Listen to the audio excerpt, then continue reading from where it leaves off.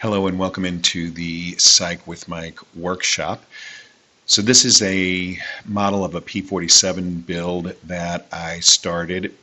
What happened was I was working on a Eagle transporter. Some of you may have seen some of those videos, and I dropped it. It's the first time I've ever dropped a model in my entire life while I was working on it, and it literally shattered like porcelain, and I was pretty upset about that. And so I wanted to do something that was pretty easy, didn't take a whole lot of brain power, and so I got this out of my stash.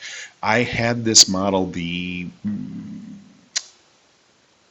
copyright on it is 1967, 1983. You can see here in the instructions, and I don't know, I didn't have it in 1967 obviously, but I think I had this model before 1983, but maybe not. But I've had this model since the early 80s, and the reason I bought it originally is because the name of the plane is the Turtle, and that was my nickname growing up. Everybody called me Turtle, and so I decided, okay, I'm going to put this together. I'm just going to build it out of the box. I'm not going to do anything else to it. And I thought that that would be a really easy, simple build, and it turned out that it wasn't, but we're going to go through it and see what happened. So things started off pretty good. You can see here we are just starting construction on the aircraft, and we're doing some of the detail work on the inside of the fuselage. Here's a montage of the cockpit. So I was not really worried about doing a whole lot of detail work. I wanted the cockpit obviously to look presentable, but I knew I was going to seal the cockpit, so it wasn't really going to be on display more than just what you could see through it. And I thought that I had done a fairly good work up here with the cockpit interior and the pilot figure. But as it turned out, this would all eventually be for naught, as we're going to see in just a little bit, because I ended up having some paint issues. But not until after I had already sealed the cockpit into the fuselage, which meant when I stripped the paint off of it, all of the, or a lot of the detail, a lot of the paint that was originally on the cockpit here ended up coming off, and so then I had to try and redo it, or redo some of it with it inside of the interior. So things are still going good here. We have the fuselage all sealed up and ready to go, and like I said, at this point things are still looking pretty sharp.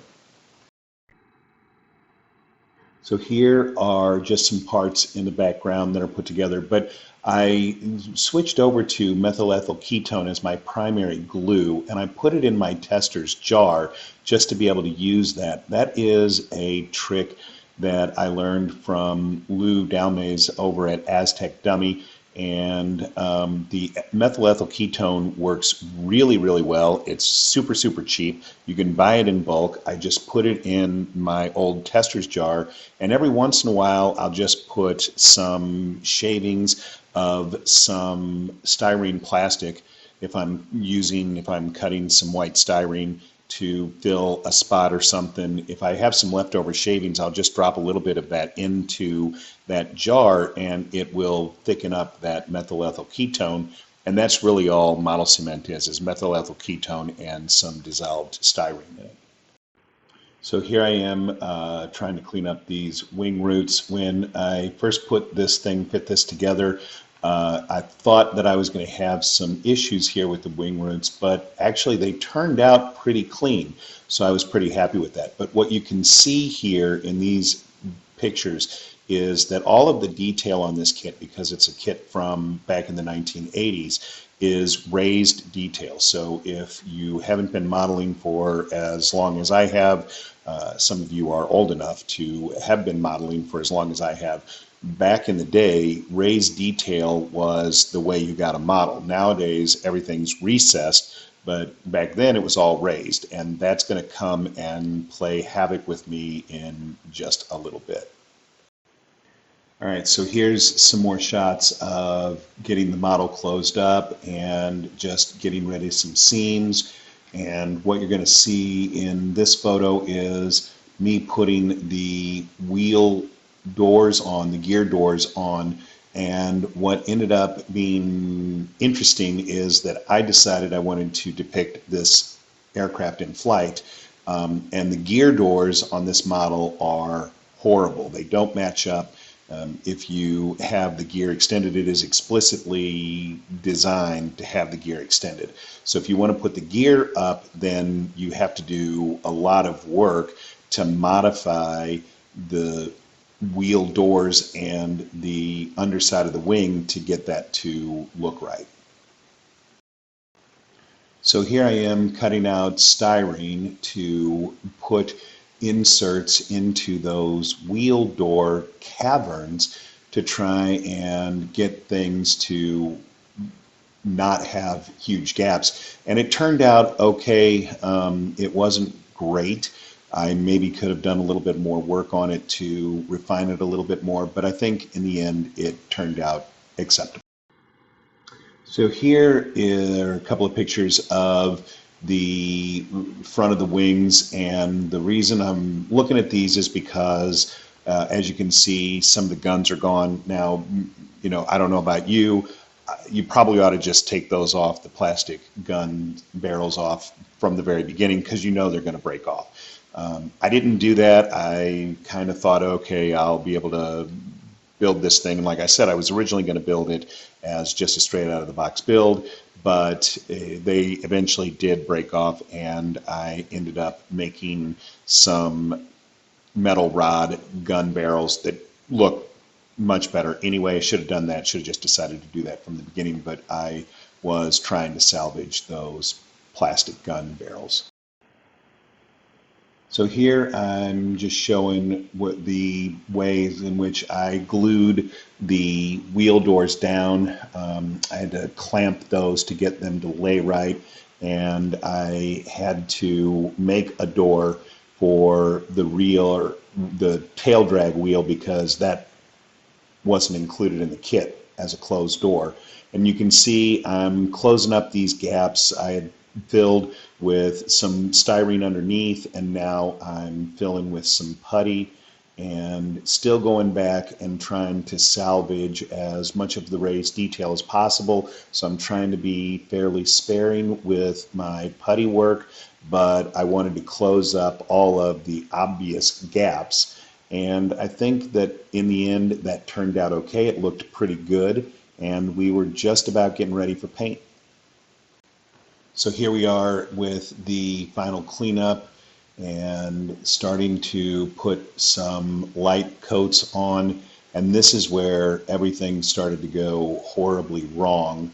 I was using Vallejo paints, and I've never had a lot of luck with those, even though I have read a lot of information that says that they are great quality paint, but the paint just turned out wrong. And so now I had to go back and sand the paint off. So I had soaked the model in some solution, some paint thinner, to get it loose, and then I was sanding it, and in the end what happened is that I had to sand off all of the detail, and then I had to figure out a way to get the detail back onto the model.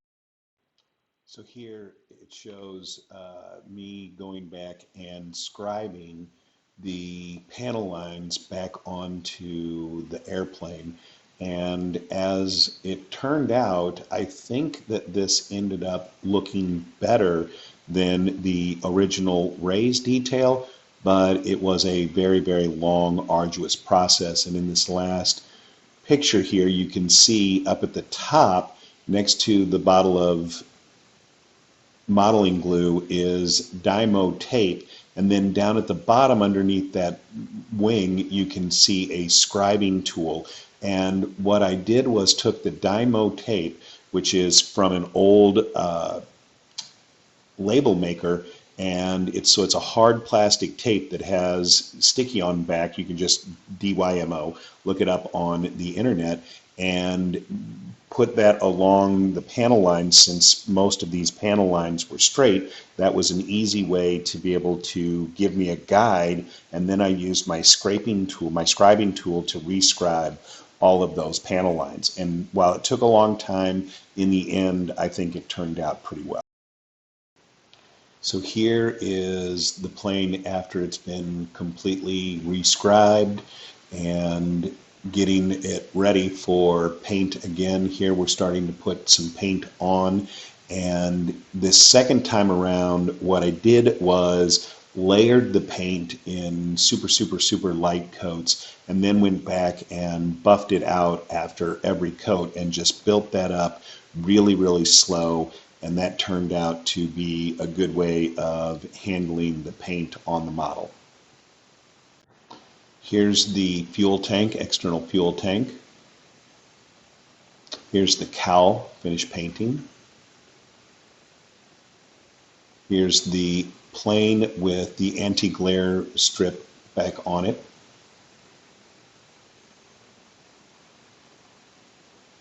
And here is some more of the aircraft with the anti-glare strip. So all the paint is done. Here are the 500-pound bombs.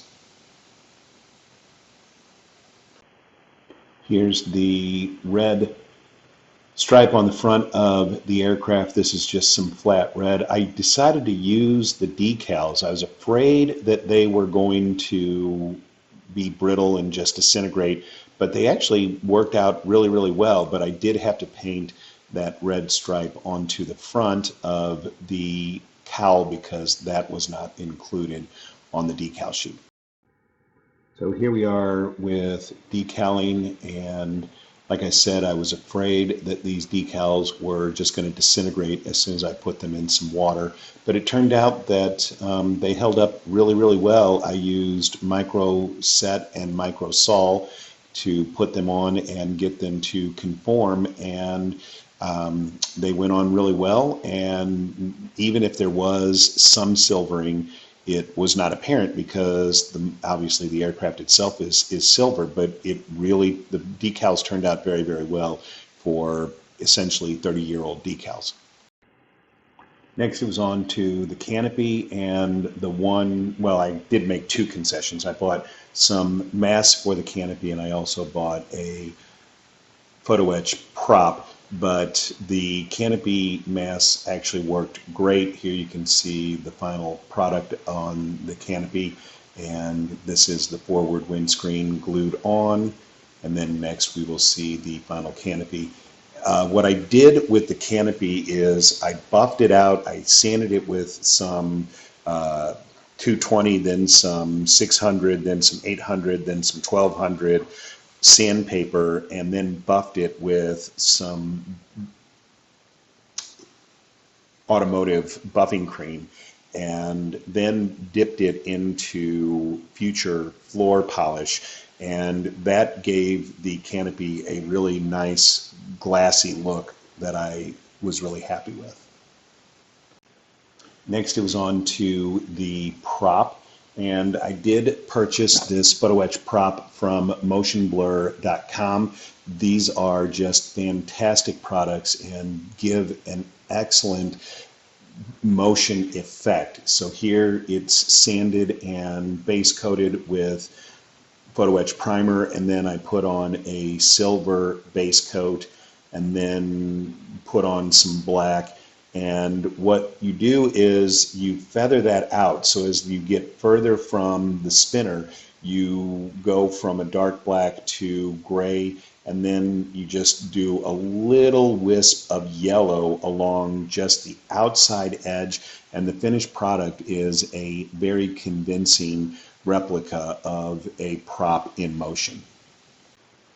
Next, I took the spinner, the prop that was included in the kit, and I cut the blades off of it and put it in my razor saw miter box and cut it in half, and then mounted the Photoetch prop between those two halves and filled that gap, and it was a very good solution for being able to mount that prop. So don't be afraid to cut that spinner in half. That's a really good way to mount that Photoetch prop, and it looks really good when you get it all done.